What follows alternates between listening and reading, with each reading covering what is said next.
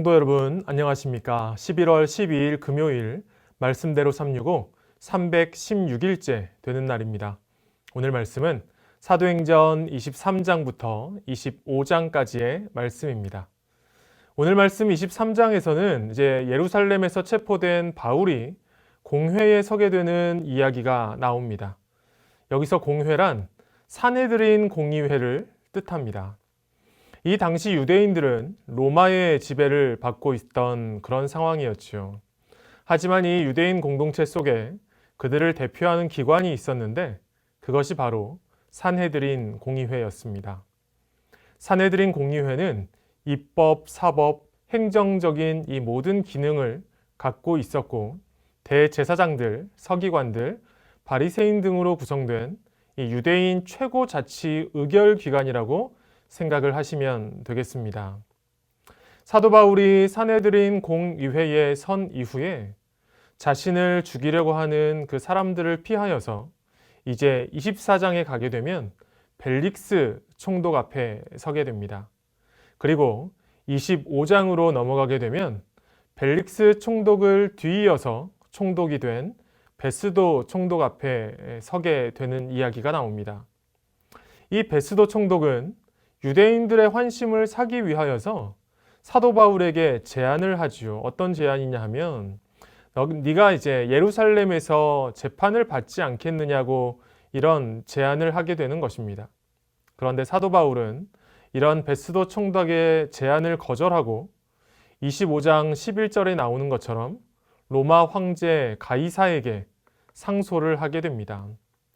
그런데요, 여러분, 이런 상황이 사도 바울이 가이사에게 상소한 상황이 이 베스도 총독에게는 조금 난감한 그런 상황이었습니다.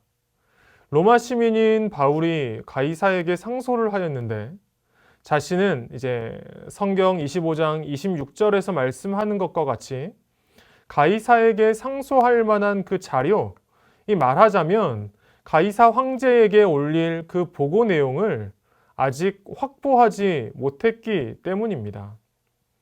이런 상황 속에서 당시 갈릴리 북동 지역을 다스리던 헤롯 아그리파 2세 왕과 그의 누이였던 버니게가 베스도 총독을 찾아오게 됩니다. 이 일은 베스도 총독에게는 굉장히 다행스러운 일이었지요. 베스도 총독은 가이사에게 올릴 자료를 얻기 위하여서 아그리파 왕과 버니게에게 사도 바울의 송사건을 이야기하면서 이런 송사가 있는데 이 바울을 한번 신문해 줄 것을 요청을 하게 됩니다. 이것이 바로 오늘 우리가 읽은 25장까지의 내용인 것입니다.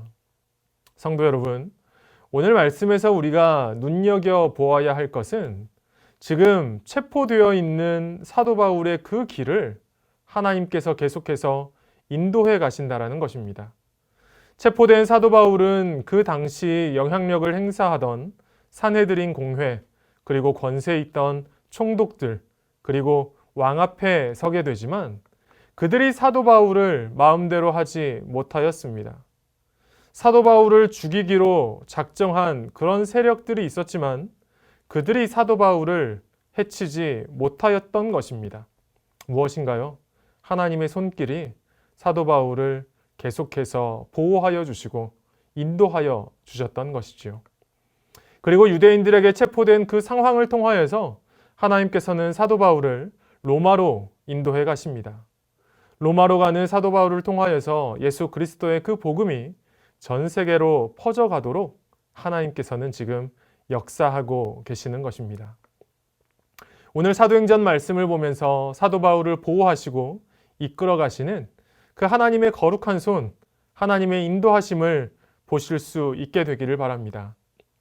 그리고 그 거룩하신 하나님의 손길이 오늘 나와도 우리와도 함께 하심을 믿고 신뢰하는 우리 영락의 모든 가족들 되시기를 이 시간 간절히 기원합니다.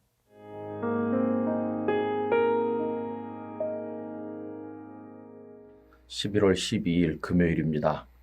오늘 묵상하실 말씀은 사도행전 23장 11절입니다.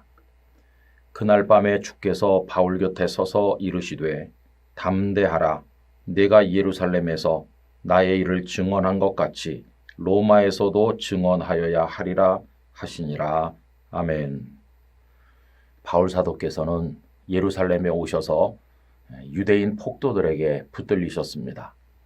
대단히 어려운 지경에 떨어졌고 자칫 생명을 잃을 수도 있는 위험한 상황에 처했을 때 천부장 글라우디오가 그 소요 사태를 알고 가서 바울을 구출합니다. 그리고는 이제 병영으로 데리고 들어가려고 하는데 그때 바울의 요청으로 그 폭도 유대인들 앞에서 자신이 어떻게 예수 그리스도의 사람이 되었는가를 이야기할 기회를 얻게 됩니다. 그리고 그 이후에 정식으로 사내들인 공회가 소집이 되어서 바울을 세웠는데 그 자리에서는 바리새인들과 사두개인들이 충돌했기 때문에 회의가 제대로 진행되지 못하였습니다. 다시 병영으로 돌아온 바울이죠. 이러고 보니까 앞으로 바울에게 어떤 일이 일어날는지 알 수 없는 대단히 위태롭고 혼란스러운 상황이 되었습니다. 자, 그런데 보십시오.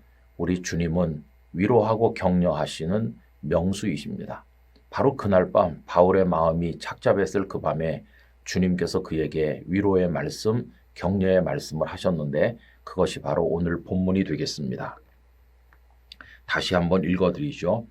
그날 밤에 주께서 바울 곁에 서서 이르시되 담대하라. 네가 예루살렘에서 나의 일을 증언한 것 같이 로마에서도 증언하여야 하리라 하시니라. 아멘. 그날 밤 그렇게 많은 어려움이 있어서 마음이 불편하던 바로 그 밤에 주께서 바울 곁에 서서 이렇게 말씀하시죠. 여러분, 우리가 힘들고 어려울 때 주님께서 우리 곁에 서서 위로의 말씀을 주시고 격려하신다면 이 얼마나 놀라운 축복이 되겠습니까? 우리가 어제 가이사라에서 서로 의견이 대립되었던 것을 생각해 본 바가 있습니다. 성도들은 바울이 예루살렘에 가면 어려운 일을 당할 거라고 말렸죠. 그러나 바울은 완강하게 예루살렘으로 가고자 했습니다. 이런데 바울의 뜻대로 갔는데 결국 체포되고 어려운 일을 당하니까 아마 가이사라의 성도들은 그거 보라고 사도 바울도 우리 뜻대로 했어야 되는데 결국 그렇게 가더니 어려운 일을 당하지 않느냐, 아마도 이렇게 말했을는지도 모르겠습니다. 그러나 여러분, 그 모든 것은 다 주님의 뜻 안에서 이루어진 것입니다. 주님이 어떤 분이십니까? 실패를 모르시는 주님이시죠.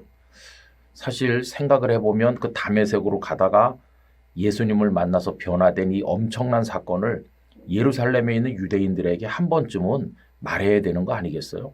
그런데 정상적으로 바울이 갔다면 누가 바울의 그 말을 들으러 모이겠습니까? 바울을 죽이려고 하는 사람들인데 자, 바울의 말을 한번 들어봅시다. 이렇게 모일 상황이겠습니까? 그건 아니죠.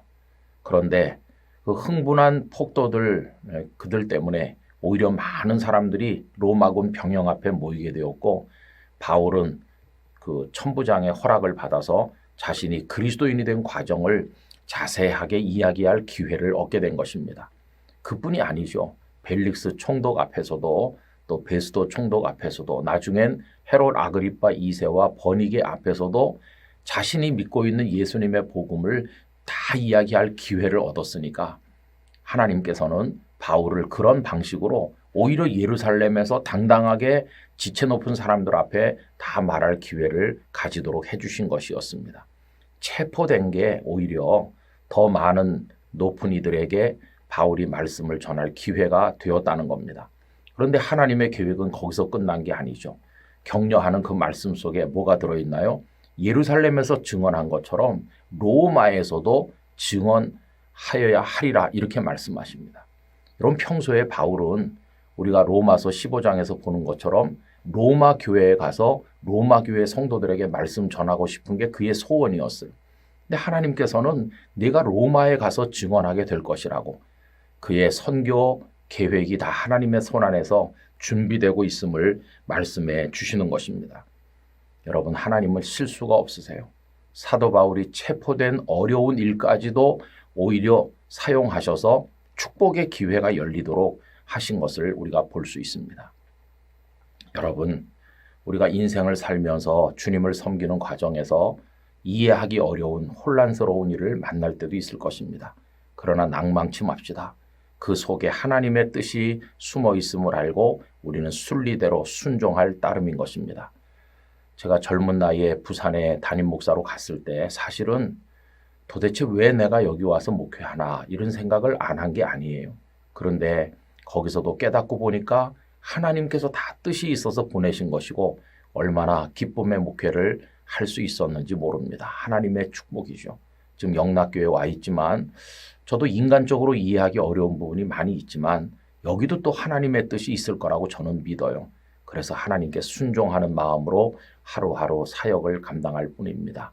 여러분 우리 생애 모두를 하나님의 손에 맡기고 따라갑시다. 그럴 때 하나님께서는 악조건까지도 변하게 하셔서 위대한 기회로, 축복의 기회로 만들어 주실 것입니다. 저희의 생각하는 것보다 더 놀라운 방식으로 저희들을 이끌어 가시는 아버지 하나님이시여, 바울이 예루살렘에서 체포되었지만 오히려 그것을 통하여 예루살렘에서 복음을 전할 기회를 얻게 하셨을 뿐만 아니라 바울의 평소의 소원대로 로마에서까지 증언할 기회를 준비해 주시니 하나님의 뜻을 저희들이 놀랍게 바라보게 됩니다. 우리를 향한 하나님의 계획 역시 그러할 줄로 믿습니다. 지금 당장 혼란스럽고 어려워도 하나님의 인도하심을 바라보며 순리대로 순종하며 따라갈 수 있게 하여 주시옵소서. 이러한 믿음을 저희들에게 주옵소서. 예수님의 이름으로 기도하옵나이다. 아멘.